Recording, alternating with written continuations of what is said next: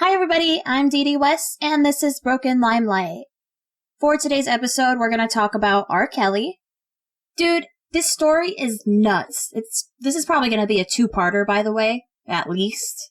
R. Kelly's accusations date back to the early 90s, and believe it or not, people still think he's innocent. If you have no idea what I'm talking about, R. Kelly made some of the greatest R&B hits in the 90s and 2000s, and then suddenly, all these women started, well, girls, really, they all started coming out with accusations of accusing him of sex crimes. There were even sex tapes that were being sold on the street of R. Kelly with a minor. So if for some reason you haven't heard all of this yet, let me go ahead and let this be your trigger warning. This episode is going to include the theme of sex abuse against children a lot. Before I start, I want to tell you about the book I read for my research. It's called Soulless, The Case Against R. Kelly, and it's by Jim DeRogatis. Jim is a music critic, but he was sent information about R. Kelly, and he ended up being the guy who investigated this case.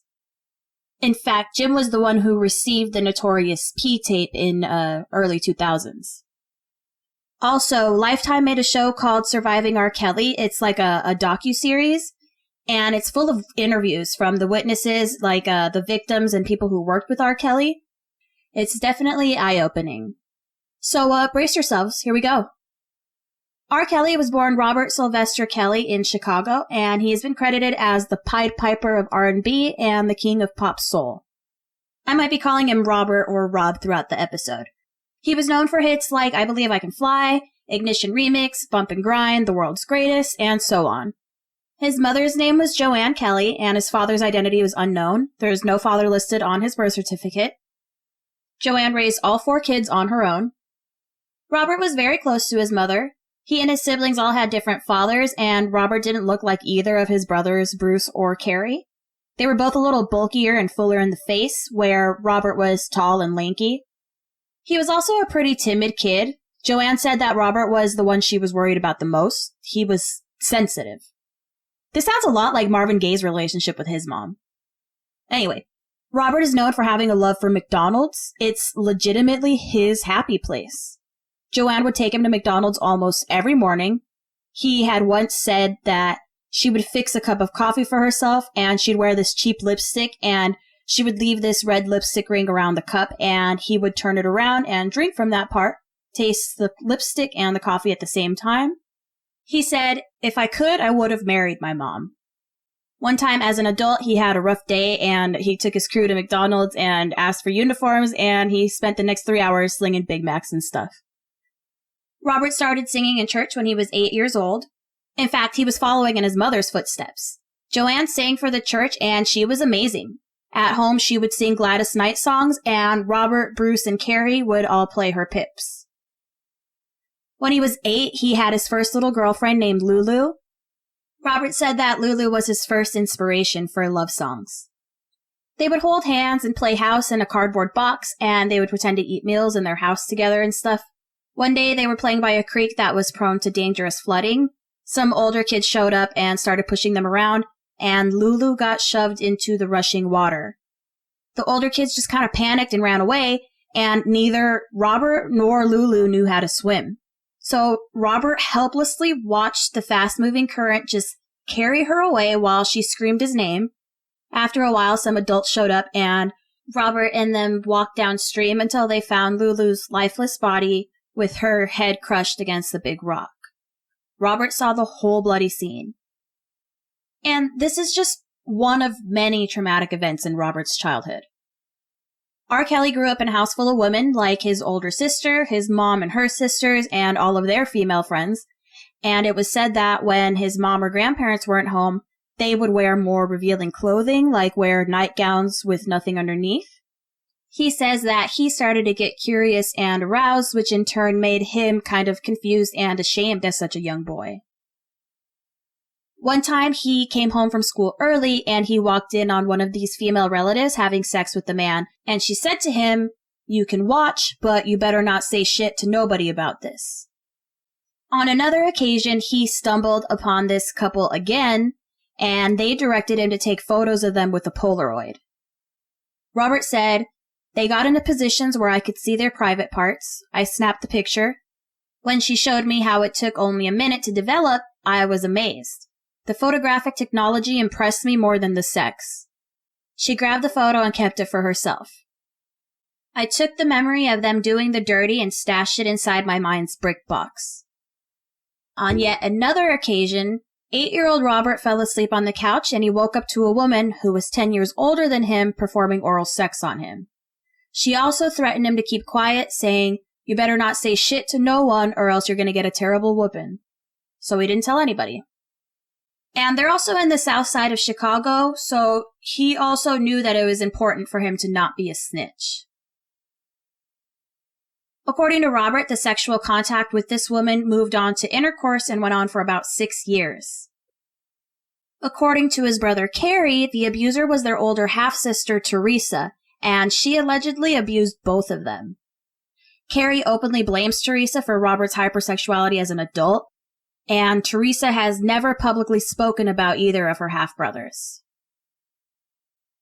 When Robert was about 10, an older man who was close to the family, they called him Mr. Blue, he invited Robert into his apartment and gave him a piece of watermelon, and then he disappeared into the shower, and when he came out, he was wearing a robe. He then opened the robe and exposed himself to Robert and offered him $5 to touch his penis. Robert ran out the door, and Mr. Blue was yelling after him that he better not tell anybody, but this time Robert did speak out after he learned that a friend had a similar encounter with Mr. Blue. So Joanne called the police, and they never saw Mr. Blue again. Allegedly, Joanne at one point revealed to a family friend that Robert had also been abused by a man within the family, either an uncle or someone close who they just called uncle. From the sound of it, Robert was very confused and may have been angry at his mom for not protecting him. Robert Brothers Carey said that a man named Mr. Henry exposed himself to all 3 brothers and that he was the one who told Joanne. According to mental health professionals, male survivors may struggle with sex addiction and sometimes be plagued with nightmares. Robert is actually known to sleep in his bedroom closet, as he says it gives him peace of mind. He also said that he has dreams about being raped by a woman or being cornered or chased and shot at. Also, when children are sexually abused, they tend to experience things like fear and shame, but they also might feel aroused, and that's confusing. So what happens is, these victims might associate the arousal with the victimization and humiliation and discomfort, and may fetishize the things they've experienced, like voyeurism or documenting their sexual encounters on camera. When he was somewhere between 11 and 13, it varies as he tells the story. He was shot in the shoulder while riding his bike, and he still carries the bullet with him in his shoulder to this day. He said that 2 boys shot him while trying to steal his bike, but a family member said that he was actually very, very depressed and shot himself. Robert struggled with a learning disability, which he called more than dyslexia, and he didn't know how to read or write. Or at least there were a lot of specific words that he really struggled with. He also wasn't great at math. He would struggle like when he would have to count his change or buy something at the store as a kid. So he dropped out of high school and focused on music. However, he kept going back to his high school for another 6 years so that he could rehearse with the choir. He adored his music mentor. Her name was Lena McLin. He calls her his second mother. And Lena McLin has quite a history. Some of her other students include Jennifer Hudson, Mandy Patinkin, and Shaka Khan. Lena actually convinced Robert to quit playing basketball to focus on his music, which was a huge deal for him. Basketball and music were his 2 passions. There's a biography about R. Kelly. It's called Solar Coaster, The Diary of Me. It's by David Ritz and R. Kelly. By the way, David Ritz is the same guy who wrote the biography by Marvin Gaye that I mentioned in another episode. So in Solar Coaster, Robert talks about how he has this uncontrollable preoccupation with music. As a child, when he would try to read, the words would jump off the pages and turn into musical notes. He thought there was something wrong with him, but eventually he just embraced it. Fun fact for you.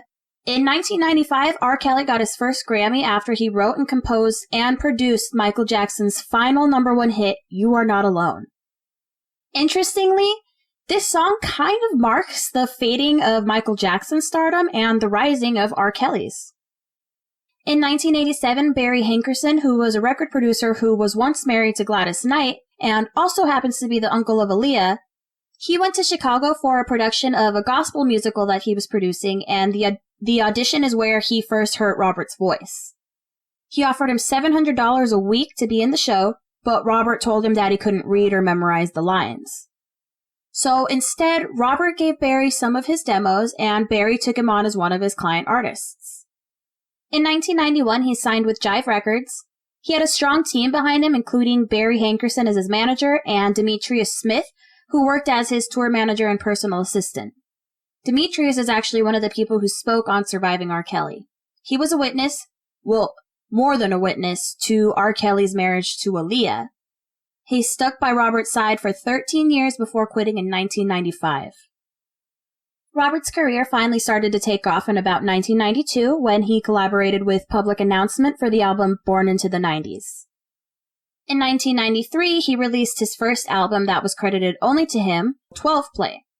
In the album cover, he's wearing an open black vest revealing his chest, and he's holding a cane, which, if you really look at it, you can see that it's actually what's called a dirty old man walking stick, which is essentially a cane with an adjustable mirror at the bottom so that you can use it to peek under a woman's skirt.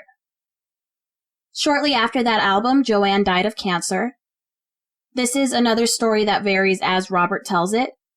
Once, he said that he rushed to her deathbed and she kicked him out, told him to leave. In another account, he said that he stayed and bared his soul to her, apologized for everything he's ever done wrong, and promised to become the greatest singer and songwriter the world has ever seen. Robert's brother Kerry actually tells a different story. According to him, Robert cut off communication with Joanne and basically shunned her after his career took off, supposedly because he didn't like her husband Lucius. Which was a lot considering how much he cherished her. When Robert got his first big paycheck from Jive, his crew shamed him for buying himself a new Mercedes while his mom was still driving a beat-up little Ford that she had to hotwire to start. A family friend said that he was reluctant to share anything with her and refused to deal with her medical bills, even though he had the money. This friend believes that he was angry with everyone for failing to protect him, to the point that it set off something in him and he started abusing other people. So let's talk a little bit about Aaliyah. Aaliyah was born in 1979, so she was about 12 years younger than Robert. Aaliyah also started singing in church, and her parent proudly paid for singing lessons. When she was 10, she was on Star Search, and when she was 11, she joined her ex-aunt Gladys Knight for a 5-night stint in Bally's Hotel here in Las Vegas. Gladys said about Aaliyah, "She was brought up in the old school, a sweet, sweet girl. She would walk into a room and you would feel her light. She'd hug everyone, and she meant it." At 14, Barry started Blackground Records, and Aaliyah was the first artist he signed. Barry then introduced her to Robert, who then became her mentor, as well as lead songwriter and producer of her album, Age Ain't Nothing But a Number. Which, they may as well called the album, I'm a Pedophile. The song came out in May 1994, so Aaliyah was 15 by the time the album was released. And it's basically about a young girl trying to get with an older guy and trying to get him to sleep with her, telling him not to be afraid. And Robert is literally writing these lyrics for this child to sing. Not to mention the album cover where Aaliyah's posing and Robert's lurking in the background staring at her. One time, Robert and Aaliyah appeared on a show on BET, and one of the hosts said, "Everybody seems to think that you're either girlfriend and boyfriend or cousins." And Aaliyah's like, "Well, no. We're not related. We're just very close. He's my very best friend." That same year, one of Robert's backup singers, Javonte Cunningham, allegedly caught Robert and Aaliyah having sex in a tour bus. This is her quote. "We were out on the road with Aaliyah. On a tour bus, there really aren't many confined spaces. When you get on the bus, there are these bunks, and so these bunks have little curtains you can pull at night if you don't want anybody to see you sleeping. So it just so happened we were all laying in our bunks and the curtains are open, everybody's communicating, laughing. When the curtain flew open on the bus, Robert was having sex with Aaliyah." Aaliyah's mom called this woman a liar and claimed that her husband and her were always present on tours with Aaliyah. In August 1994, Robert and Aaliyah were illegally married. Apparently, Robert called up Demetrius and told him that Aaliyah was pregnant and they needed to get married. Aaliyah was still 15, so they falsified documents to say that Aaliyah was actually 18. Allegedly, they bribed somebody at the county clerk's office to do this. Some sources say that it was a surprise wedding and Aaliyah didn't even know about it until it was about to happen. Demetrius now says that he could see that Aaliyah was scared and uncomfortable, and he's not proud of all this. He's the one who gives the most detailed account about the wedding. He wrote about it in his book, The Man Behind the Man, which is about his time working with Robert. As Demetrius describes it, he and Robert flew back home while Aaliyah stayed at the hotel where they got married, but within a day, she went home to Detroit and told her parents everything. A family member said, "The issue with the family was to move on and to totally undo what Robert Kelly did. We just thought, this guy is stupid. He's like a big dumb 15-year-old himself. At the time, we didn't think about pedophilia. We just thought, how dumb can you be, boy? You're lucky we're the family. We embraced her and she cried and she said she never wanted to see him again.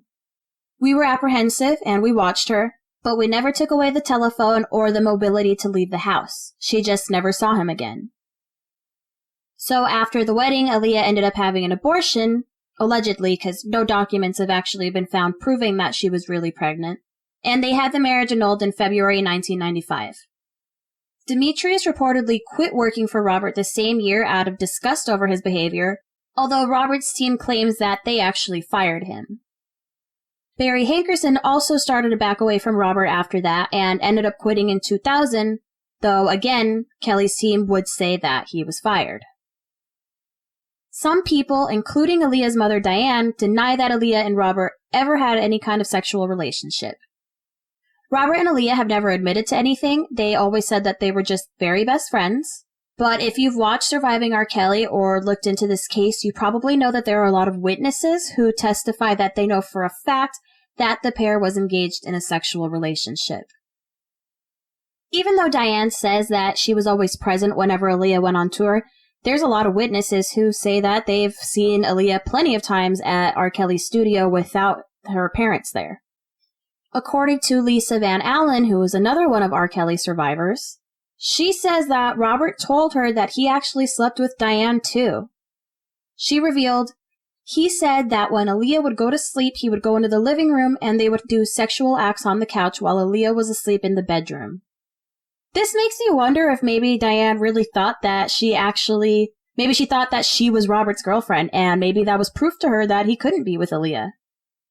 I know that sounds naive, but one thing that Robert survivors all have in common is that they say that he's so charming and manipulative that they would find out months into their relationship with him that he was seeing dozens of other women, or girls.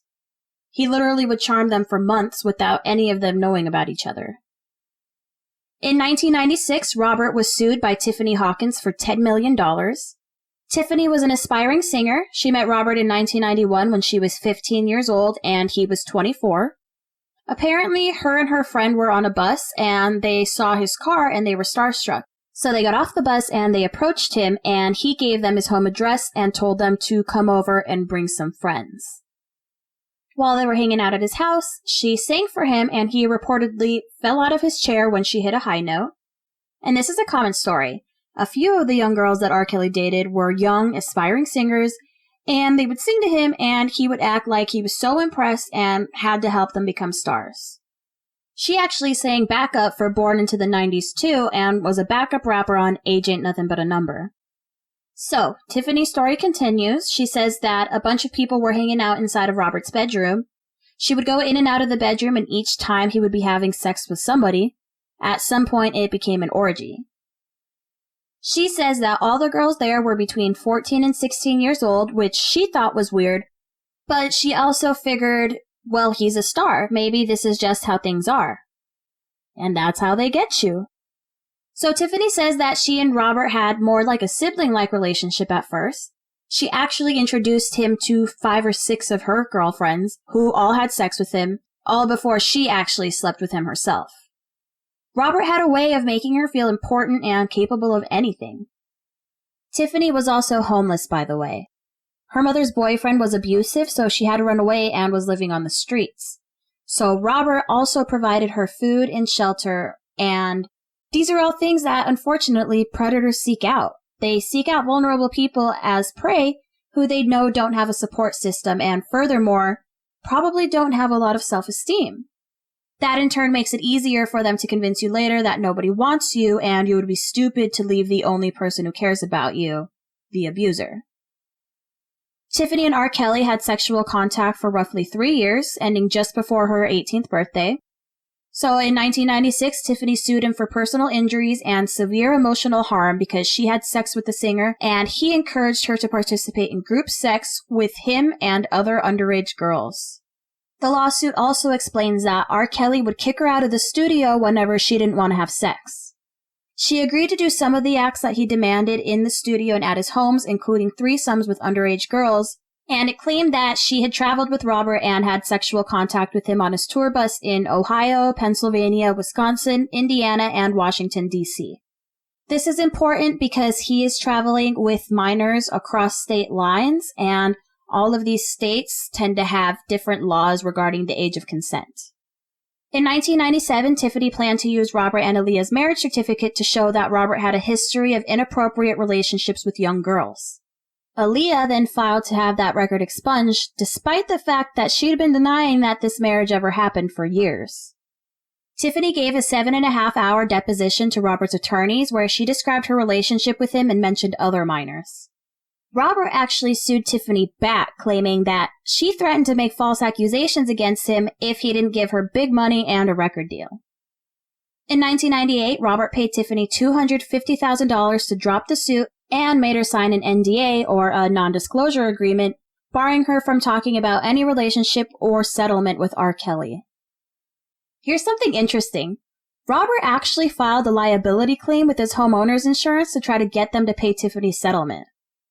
So if you don't know much about insurance, homeowner's insurance comes with a liability portion for instances like if somebody gets hurt in your home or if your dog bites someone and then they sue you. Those are just examples. So in 1999, Hartford Insurance Company actually sued him for making that claim. Robert appealed that, bold of him, and Hartford responded that the underlying complaint against the insured sufficiently set forth factual allegations of sexual misconduct with a minor to exclude coverage under an expected or intended exclusion.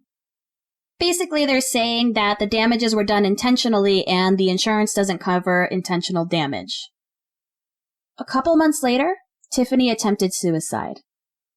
Robert denies all the allegations and says that he never had sex with Tiffany. This whole lawsuit was kept under wraps until the year 2000 when someone anonymously sent a fax revealing all the details to the reporter, Jim DeRogatis. So Tiffany brought friends over to Robert's house frequently. Among these friends was a classmate whose name hasn't been revealed yet. According to this classmate, Robert promised to make both of them stars. He also convinced them to drop out of high school, telling them that high school won't make them millionaires. So they both ended up taking their advice, and that classmate says that she now deeply regrets that. Another friend of Tiffany's is Javonte Cunningham. She has said a lot in this case. She was one of the ones who testified that she saw Robert and Aaliyah having sex on the tour bus. In Surviving R. Kelly, she also describes a time in the recording studio where she sees her friend bent over and Robert behind her doing her. And that friend was actually 16-year-old Tiffany Hawkins. So again, in 2000, Jim DeRogatis received an anonymous fax, and here's just a little bit of what it said. Dear Mr. DeRogatis, I'm sending this to you because I don't know where else to go. You wrote about R. Kelly a couple of weeks ago and compared him to Marvin Gaye. Well, I guess Marvin Gaye had problems too. But I don't think that they're like Robert's. Robert's problem, and it's a thing that goes back many years, is young girls. The fax goes on to describe different cases of young girls that Robert has abused. It continues, right now he's messing with a 13-year-old girl who he tells people is his goddaughter. This one has been going on for more than 2 years now, and her parents are turning a blind eye because Robert hired her father, who is a bass player.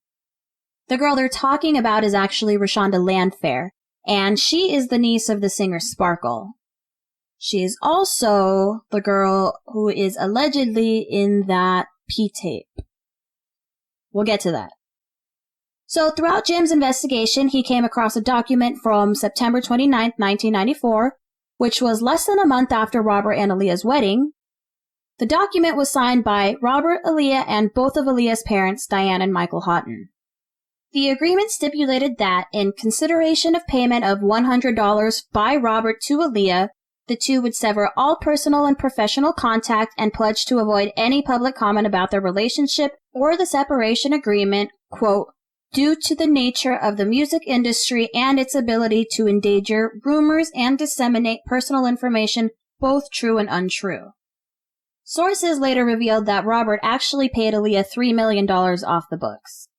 That makes more sense, because like $100 and they're both these big stars? That didn't make any sense. So, in the agreement, Robert admits to no liability or wrongdoing, and Aaliyah and her parents discharged him from any future legal claims due to, quote, a decline in her ability, reputation, or marketability, emotional distress caused by any aspect of her business or personal relationship with Robert, or physical injury or emotional pain and suffering from any assault or battery perpetrated by Robert against her person. That's interesting. According to Demetrius, Robert was really depressed after the breakup, and he checked into a hotel and spent more than a month sleeping in the closet. 9 days after his wedding to Aaliyah, Robert and his crew were staying at the Michelangelo Hotel near Times Square, and police arrested 2 of his bodyguards in a hotel room on charges of raping and sodomizing a 22-year-old woman. It was reported that police were looking for a third suspect, and a source revealed to Jim that the incident actually involved Robert and an underage girl with a fake ID. Demetrius said that the girl tried to escape from Robert, so the 2 bodyguards rushed to his room and they stayed to talk to police while Robert fled. He said that Robert paid them and then he treated them like shit. They took the fall for him, and then he had no respect for them after that. After Aaliyah and Robert split up, Aaliyah decided to leave Jive and she signed with Virgin Records. An executive at Virgin said, whenever Robert Kelly comes up, she doesn't even want to speak his name. When she came over to this label, we were all told on the sly, don't ever bring up R. Kelly's name. It's just one of those weird topics. In 2000, Robert employed Regina Daniels as his publicist, and she gave Jim a statement that had exceeded what anyone on Kelly's team was allowed to say, and she got in trouble for it later. What she said was, Robert did date Aaliyah. Yes, he did. And he did have a relationship with Aaliyah. Yes, he did. And past that, unfortunately, it didn't work out, and that was really that. Did they have a relationship? Yes, they did. I'm not going to sit here and bullshit you or nobody else about it. Yes, they did. Did they get married? Well, there was a marriage certificate, so that pretty much kind of means something happened there. Was I there? No, I wasn't. But there was a relationship. It ended with, maybe we're over our heads. Maybe this is too much. Maybe we need to go our separate ways. I love you. I always will. I wish you the best. And maybe we just jumped in way too deep into this thing. And she went her way and he went his. Well, Regina, I can see why you got in trouble for saying that. In 1996, Robert married a 22-year-old dancer named Andrea Lee. She also goes by Drea. This marriage wasn't mentioned much in the media. There weren't a lot of pictures of them in public. Demetrius said he married Andrea to take the attention off Aaliyah, but he never talks about her. He continues that Robert never stopped pursuing other girls. In 1999, Robert started talking to a 17-year-old girl who had no idea he was married. His assistant snuck a little piece of paper with Robert's phone number into her hand, and the two started talking over the phone. They had phone sex, and Robert told her that they were soulmates. She believed that he loved her, so when he sent her a plane ticket to visit him in Chicago for her 18th birthday, she had sex with him for the first time. As soon as she found out they were married, they started fighting and eventually stopped hooking up. So far, there's been a handful of girls that we've mentioned who were abused by Robert up to the year 2000. Let's go back to that fax that Jim got that mentions the 13-year-old girl who Robert is allegedly currently messing with at the time of the fax in 2000. So the fax mentions that Robert tells people the girl is his goddaughter and that he hired her father to play bass for him. Okay, so R. Kelly released the album TP2.com in 2000. In the notes, he gives thanks to his goddaughter Rashana, Greg, and Valerie.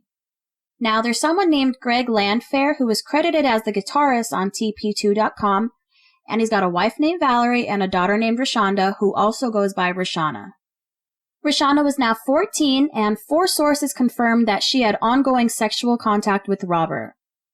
Robert was also having sex with another girl who was close to Rashana and was only 13. This girl's identity has not been revealed either. So Jim tried, but he wasn't able to get information from Rashana or her parents, but he was able to get in contact with her aunt Stephanie Edwards, who was also known as the singer Sparkle. Sparkle was once married to Earl Robinson, who was a member of Public Announcement with Robert. She sang backup on Age Ain't Nothing But a Number, where she got to know Aaliyah's posse, the Second Chapter Girls. The Second Chapter Girls were made up of Aaliyah, Javonte, Tiffany, and possibly one more girl. By all accounts, Robert tried to seduce Sparkle, but she was not having it. She wanted to keep the relationship strictly professional.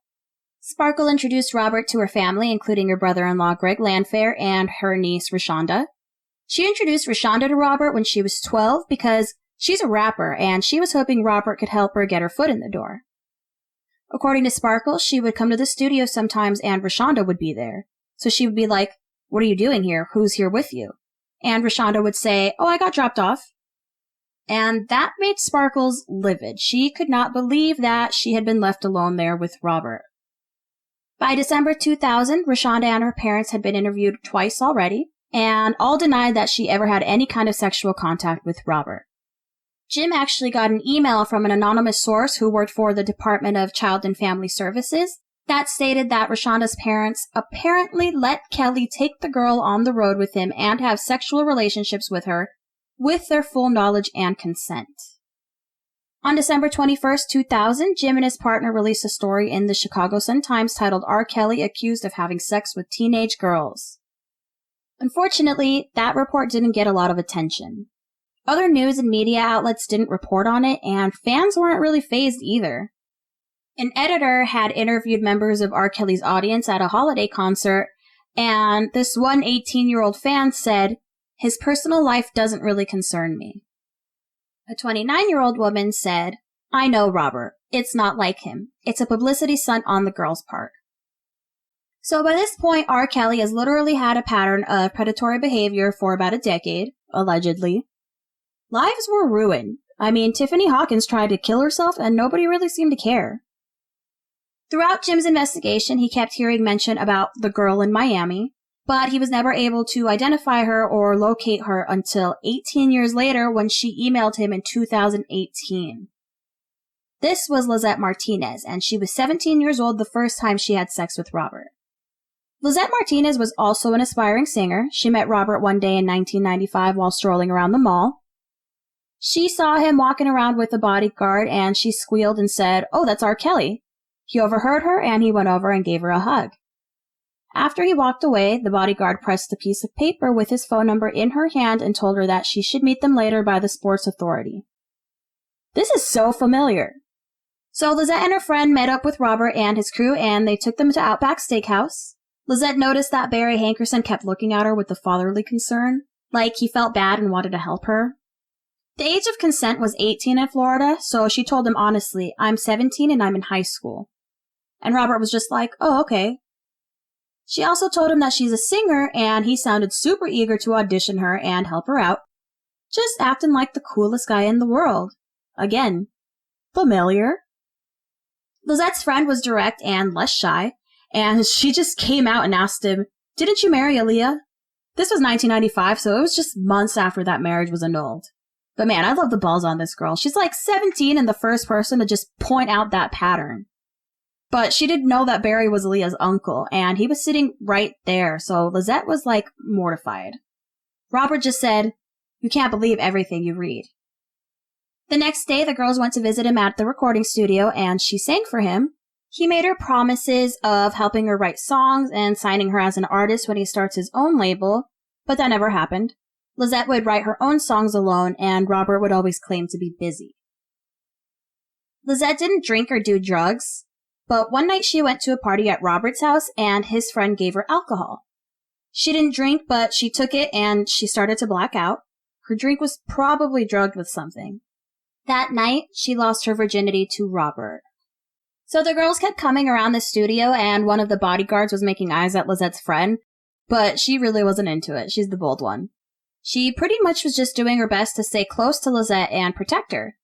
But whenever they were at the studio, the bodyguard would pull her to the side while Robert would take Lizette into another room. Robert was very careful to make sure that no one ever saw him with Lizette, and she felt like he was trying to keep her hidden. Before long, he pressured her to tell her friend to stop coming along.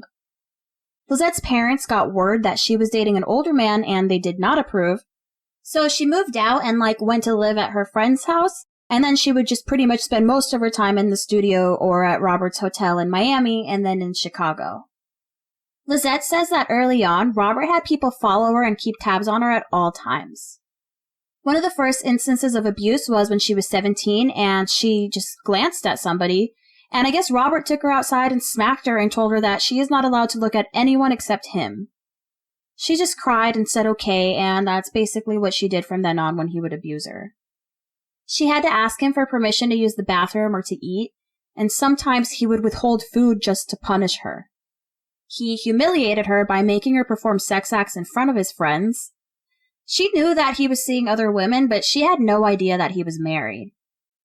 She didn't even know that he was married until a year into the marriage. She says that the relationship had warning signs, but they came in phases and she didn't recognize them right away. She says that he started making her call him daddy and controlling what she wore. He was known to make his girlfriends wear baggy clothes so they wouldn't be appealing to other men. He soon made her engage in sexual acts against her will, like anal sex and threesome with other girls. Again, he's her first. She's never had sex with anyone before Robert, so she was getting vibes that Robert was into some strange things sexually, but she didn't really understand for sure, and he would charm her and talk her out of it or talk her into it and make it seem like it was something totally normal. One night, Lizette just asked him if he had other girls over, and he just beat the shit out of her. He grabbed her and he drug her into another room, and then security came. They asked her if she was okay, but Robert was hiding behind the door, giving her looks as if saying, if you say something, I'm really going to kill you. So she just said, I'm fine. After getting physical, he would be all, I love you, I'm sorry. You know I'm going to help you and do everything for you, but you just have to listen to me. It all came down to her not listening or not behaving. During her senior year of high school, she found out that she was pregnant, but sadly, she miscarried a few days later. She tried to contact Robert, but he was nowhere to be found. The final straw was about a year later when she caught mononucleosis. Apparently, he had mono first and didn't tell her. So she went to the hospital and they told her that she had mono and that she could go home. And he was still nowhere to be found. So the mono actually turned into Guillain-Barré, which is a disorder where your body's immune system attacks your nerves. So she was very, very sick, her body was shutting down, and she was almost completely paralyzed. Her lungs almost collapsed, and she spent almost 3 weeks in intensive care in Miami. Her parents called him, and he sent her mom a check for $1,000. He never went to visit or called to see how she was or anything. And that was super painful for her. So she finally decided to walk away from him. After that, Lizette basically gave up on music. She decided she didn't want to do it anymore. She just wanted a normal life. She was able to move on. She married a high school crush and had twins. She kept quiet for years until she saw a report on TV that mentioned Robert settling several lawsuits brought by other underage girls. She was contacted by a lawyer named Susan Loggins, but decided not to move forward with the case. Susan Loggins did, however, spend the next 2 decades pursuing cases brought by underage girls against R. Kelly. She's represented at least 6 girls against him as far as what's been confirmed. Most of these cases were settled out of court and only 3 lawsuits were actually filed against Robert by Susan's firm. The first case was Tiffany Hawkins. The second is Tracy Sampson. Tracy Sampson was 16 when she met Robert. She was an aspiring rapper, but she also wanted to work in all aspects of the music business. So she got an internship in marketing with Epic Records, and she tagged along with her supervisor to an expo, and that's where she met Robert. She asked him for an autograph, he hugged her, and he wrote down his phone number and said, call me, and then he hugged her again. Tracy at first talked to him on the phone, and then he invited her to his studio in Chicago. According to the lawsuit, Robert led Tracy by the hand into a room where they kissed, and then he asked her for a hand job. She refused, and then he started to masturbate himself in front of her. The sexual contact between Tracy and Robert went on from the spring of 2000 to the fall of 2001. Jim and his partner, Abden, were shocked to find this out because they were literally investigating R. Kelly during this time, and there he was preying on another underage girl. Tracy has since said, "I was lied to by him. I was coerced into receiving oral sex from a girl I did not want to have sex with. I was often treated as his personal sex object and cast aside. He would tell me to come to his studio and have sex with him and then tell me to go. He often tried to control every aspect of my life, including who I would see and where I would go. During our sexual encounters, he would make me do disgusting things like stick my finger up his butt. As a result of this relationship, I am seeking a counselor. I have increased stress in my life. I am afraid of trusting people. I get headaches whenever I see or hear Robert Kelly. I cry when I think about the things that he made me do." She later said that during sex, Robert would often say, "Tell daddy how old you are." Ugh. Fucking creep. The lawsuit included records about Tracy's psychiatric care, the phone records that corroborated her account of the relationship, as well as travel records showing that she also crossed state lines with him. This case was also settled out of court. Robert paid Tracy $250,000, just like Tiffany, to drop the lawsuit, and Tracy also signed an NDA, just like Tiffany. Tracy was actually fired from her internship. Her supervisor told her that she was a stupid bitch and shouldn't have talked to R. Kelly. That supervisor sounds like a cunt, too.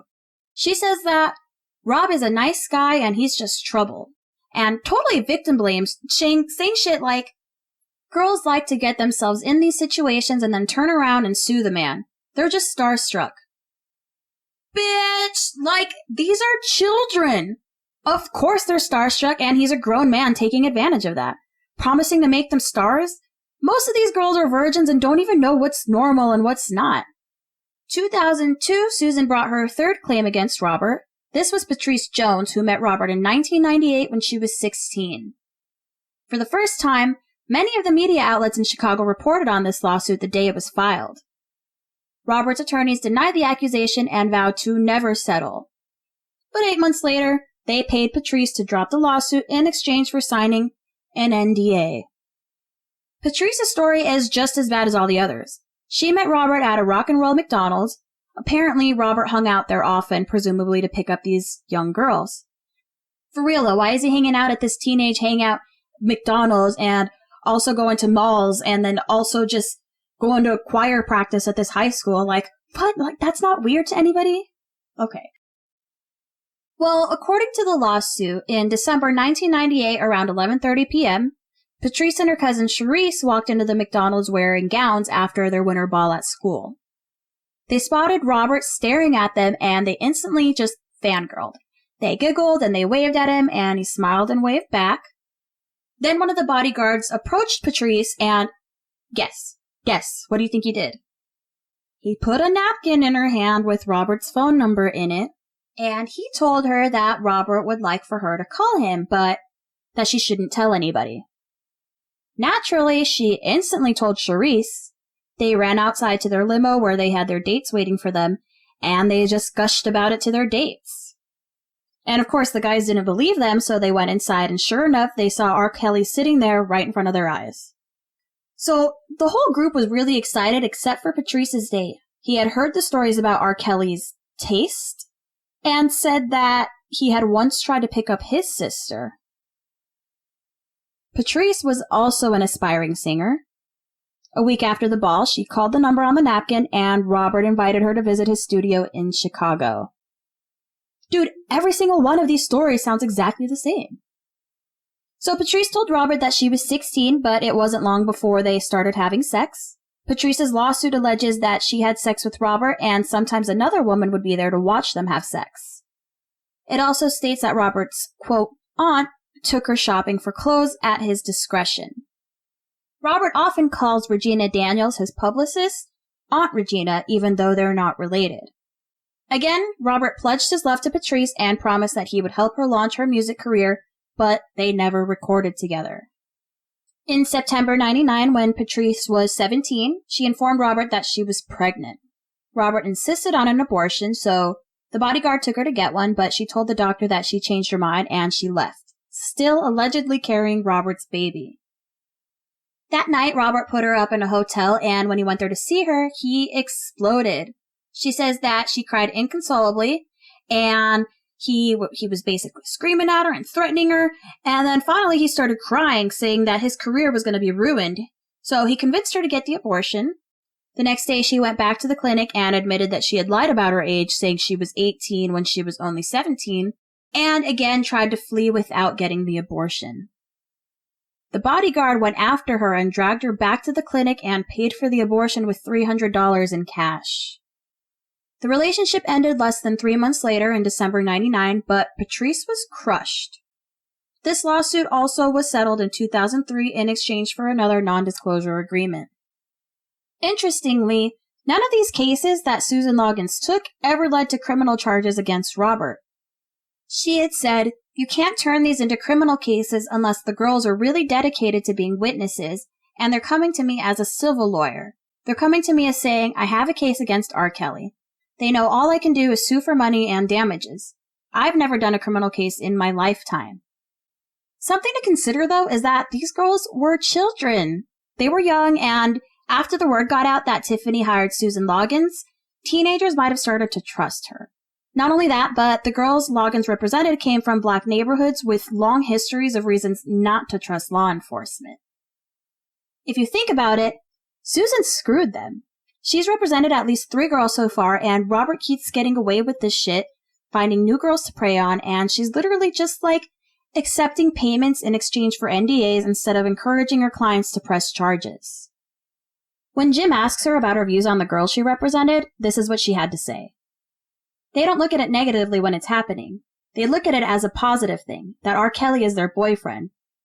It's not until later, when he dumps them and they try to get a job in the music industry, that they realize they're blackballed. They get older and realize that they screwed up and they fell for it.